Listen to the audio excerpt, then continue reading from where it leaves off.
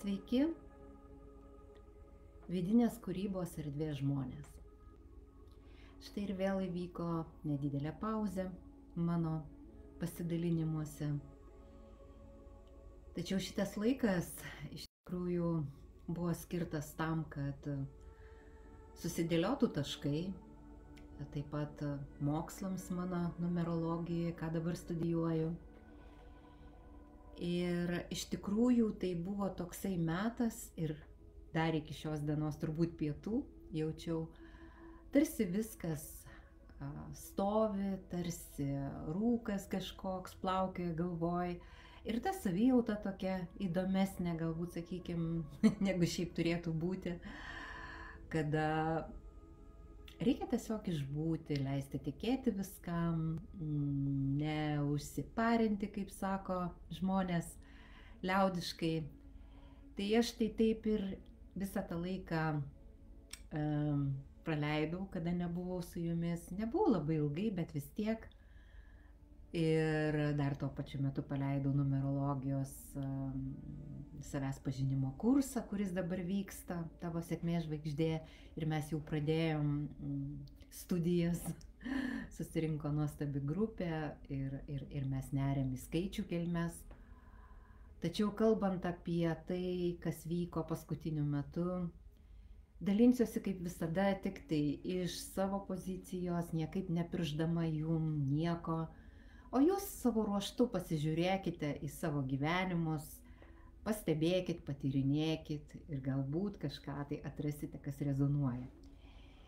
Taigi, kaip minėjau, šiek tiek rūko buvo tokio, šiek tiek buvo sulindimo į kažkur ir prisipažinsiu, tarpais aš pagaudavau save, tarsi tie dalykai, kuriuos darau, man kažkokie neprasmingi atrodo. Tarsi atrodo, kad o gal reikia čia iš viską mesti ir kodėl čia viskas būtent taip, o ne kitaip. Aš nesakau, kad visada tai buvo, bet buvo tokių akimirkų, kada įsileidau tą tokią abejonę, kad galbūt viskas vyksta šiek tiek per sunkiai, kad norėtųsi lengviau, juk į lengvumą einam, juk šitas laikas lengvumui. Ir tada aš supratau, kad tiesiog, kada mes pradedam, kada atėjo toks suvokimas, kada pradedam naujus dalykus kažkokius tai, ne? Kai šiuo atveju aš pradėjau mokslus ir ten yra daug žinių, tai yra ir namų darbai kiekvieną savaitę ir viskas ne lietuvių kalba. Tai iš tikrųjų mes tą savo dėmesį ir energiją atiduodam kitiem dalykam. Ir jūs atkreipkite dėmesį į savo gyvenimus, jeigu būna taip, kad mes tiesiog savo dėmesiu pasineriam į kažką tai vieną. Ir tai yra normalu, jeigu norim kažką gerai padaryti. Tuomet kažkokiom kitom sritim truputėlį to dėmesio pritrūksta. Ir jeigu tai vyksta ne visą laiką, o etapais, tai viskas čia yra gerai. Bet šiandieną aš noriu labiau pakalbėti apie laiką. Šiandien aš noriu pakalbėti apie laiką ir apie tai, kaip mes esame, mums paduodamos tam tikros datos, tam tikri momentai, kurie galbūt ne visada reikšmingi, bet jie yra sureikšminami tada, kai juos labai daug dėmesio imama kreipti masiškai, ne? Tai tarkim paskutiniu metu buvo tas 19 sausio, tai buvo gyvo vandens ta diena vadinamoji ir kada žmonės iš tikrųjų pradėjo priimti tai kaip šventę tą vandenį, ne? Ir tame yra irgi daug simbolikos ir daug energijos iš tikrųjų, nes tas vanduo ir laikas ir atmosfera iš tikrųjų buvo įelektrinti. Ir galbūt jūs ir pastebėjot, kad kartais jums ir miego daugiau norisi, ir traukia į tą miegą, ir atrodo, ir išsimiegat, ir vis tiek norisi. Tai kaip visada primenu, kad tai gali būti dėl energijų stiprumo, nes ne kiekvienas organizmas reaguoja vienodai, vieni nori pamiegoti ir tada jiems lengvai integruojasi nauja informacija, kiti galbūt nori aktyvūs būti, veikti ir daug bendrauti, daug dalintis. Tai mes esam skirtingi ir tuo esam nuostabus, kad skirtingi. Ir štai šiandieną yra dar viena tokia diena, apie kurią daugelis kalba. Tai yra sausio 21, neklystu, sausio 21 parašyta. Ir šiandien kalbama ir astrologai, ir astronomai, kalba apie planetų ir ezoterikai, ir dvasiniai vedliai visi kalba apie planetų paradą. Ir žinot, aš buvau pamiršusi, atvirai pasakius, tai nors tikrai žinojau, tačiau tiesiog atsitiktinai, o neatsitiktinai, žvilgtelėjau kažkur, kas man priminė. Ir tai man padėjo suvesti mano šios dienos savijautą ir šios dienos suvokimus, dėl kurių aš ateinu pas jūs pasidalinti.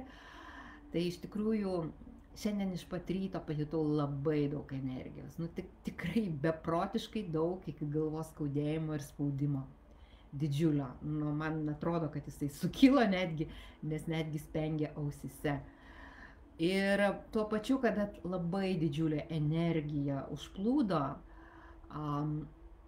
iš tikrųjų pakilo nuo kažkur ir kažkoks irzuliukas. Ir staiga aš pajutau, kad bendrauju su žmonėmis iš tos irzulio pozicijos. Ir iš pradžių aš net nesupratau, iš kur ir kaip.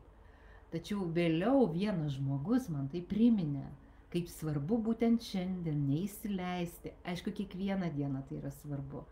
Bet kaip svarbu neįsileisti būtent šiandien, šią energetiškai labai stiprią dieną, jokių negatyvių jausmų, jokių negatyvių minčių. Ir žinot, man savaime įvyko persijungimas, nes aš iš pat ryto, kai pajutau tą didžiulį energijos antplūdį ir kylančias visokiausias iš pačių gelmių vibracijas, aš pradėjau medituoti. Ir ta meditacija mane įvedė į tokį visiškai kitą būseną. Mane tarsi atvėrė, tarsi atidarė, tarsi įleido šviesą į tą šiek tiek patamsėjusią mano asmenybės dalį. Nes paprastai tuos visus šešėlius paskleidžia asmenybė, ne mūsų dvasia ir ne mūsų siela. Jie iš tikrųjų visada yra šviesoje, tačiau asmenybė, grumdamasi per savo šešėlius, su kuriais jinai mokosi per šį gyvenimą susidraugauti. Ir aš tą dalyką taip gerai numerologijai dabar matau per skaičius, jinai braudamasi į tai, į tą šviesą, vis tiek susitinka su tom savo, kažkokiom užslėptom pusėm. Mes esame tobuli, bet vis tiek turime tam tikrų dalelių, tam tikrų trupinėlių, kurie mums net ir einant į šviesą vis tiek atsiduria ant mūsų kelio kartais. Mes ant jų paslystam, bet pats nuostabiausias dalykas yra ne tai, kad mes kažkur paslydom, kažkur tai užsigavom, o galbūt net ir kitus užgavom. Pats svarbiausias dalykas, kaip greitai visa tai atsistato ir kaip greitai mes suvokiam ir persijungiam į kitą būseną. Ir štai va tada ir prasideda tikroji kūryba. Štai tada ta mūsų vidinė erdvė atsiveria tam kūrybiniam pokyčiui. Ir tas mūsų kūrėjo genas, jisai pradeda reikštis visų stiprumu. Ir man tas kūrėjo genas po to irzuliuko labai greitai įsijungė ir aš perkūriau savo realybę, perkūriau įsileisdama šviesą ir tuo pačiu labai norėjau jums priminti, ant kiek svarbu yra energetiškai stipriomis dienomis, kada iš mūsų pažyra tie trupinėliai, kurie yra kažkur tai užsilikę nuo kažkokių praėjusio mūsų etapų gyvenimo, o gal net ir gyvenimų. Kaip man numerologija labai gražiai atskleidžia, gyvenimų. Iš tų gyvenimų mes parsinešame į šį gyvenimą labai daug likučių visokiausių. Ir parsinešame tam, kad mes sąmoningai su jais susitvarkytumėme, kad mes sąmoningai juos paverstumėme į šviesą. Šešėlius paverstumėme į šviesą. Ir tai yra mūsų pati stipriausia, didžiausia, galingiausia užduotis. Tai yra mūsų pats svarbiausias pašaukimas. Ir aš tiesiog jūs kviečiu šiandien pasklaidyti save, išskleisti save ir pastebėti tuos tamsesnius taškus ir tiesiog nukreipti juos šviesą. Ir tai bus pati nuostabiausia meditacija, dinaminė meditacija. Jeigu jūs pastebite, kad šiandien kažkur kilo irzulys kažkur kilo nepasitenkinimas, kažkokios galbūt negatyvios mintys. Pabandykite jas paliesti kaip šviesos tokį pluoštų, tokie šviesos rautu. Jūs matykite juos kaip taškus, kuriuos paliečia šviesa. Ir kaip tie taškai tiesiog išsilydo erdvėje, jie ištirpsta. Ir tai, kas buvo tame tamsiame taške, tiesiog išsiskaido iki atomų, pasklinda ir tampa dirva naujiems augimams, naujoms sieloms ateiti ir pradėti kažką tai galbūt nuo to taško, kada mums reikia to pradinio taško, nuo kurio mes galime atsispirti eidami į šviesą. Ir tame nėra jokio negatyvo, tame nėra jokio kažkokios destrukcijos. Mes nesėjam destrukcijos, paskleisdami erdvėje tuos savo tamsos taškelius ir juos išlydydami šviesa.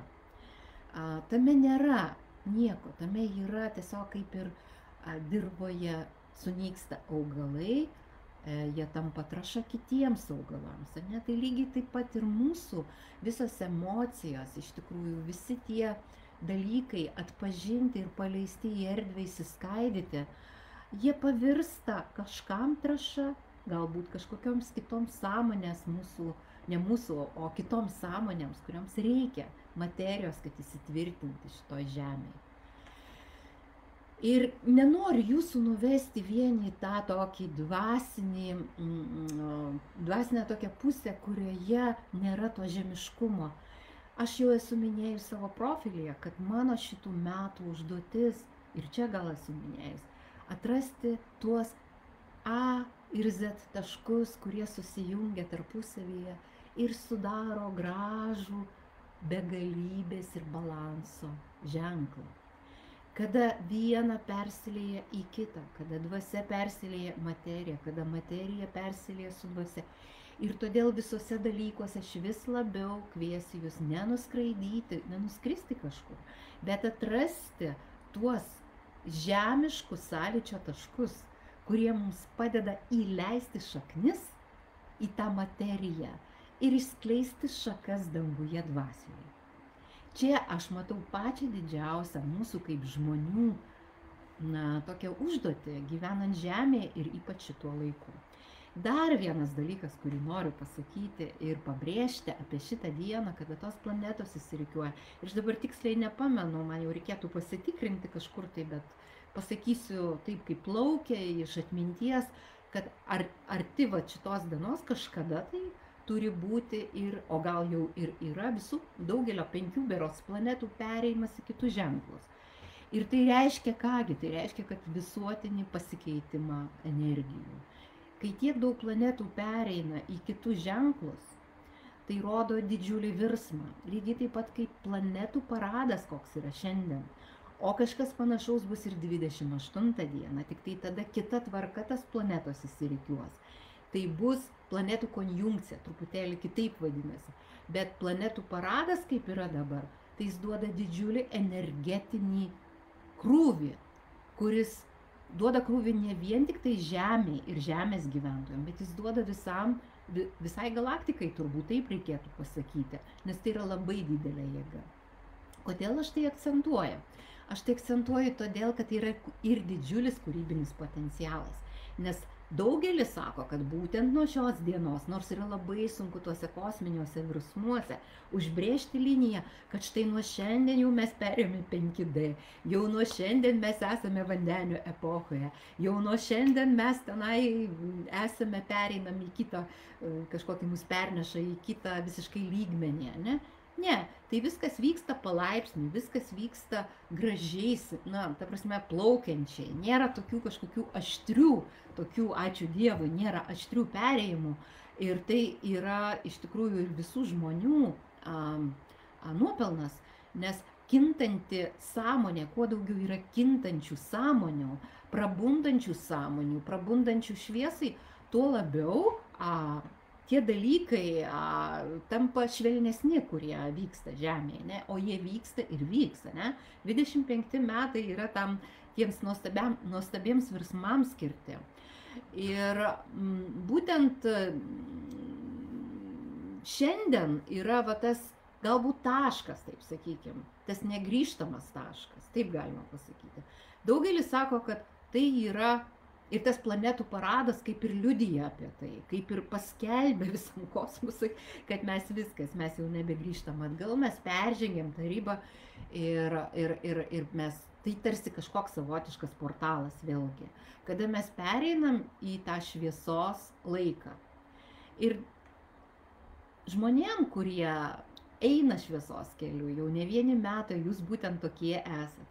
Eina šviesos keliu, tai reiškia, kad nepaisant to, kad mūsų asmenybė kartais mums papokštauja, parodo ir mūsų egoizmo, ir zulių, ir nepasitenkinimų, tačiau mūsų dvasinis vektorius yra nukreiptas būtent į šviesą.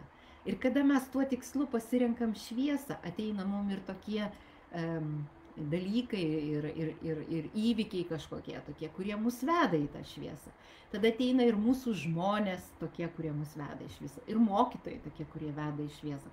Todėl, kad jūsų vektorius vidinis yra nukreiptas į ten.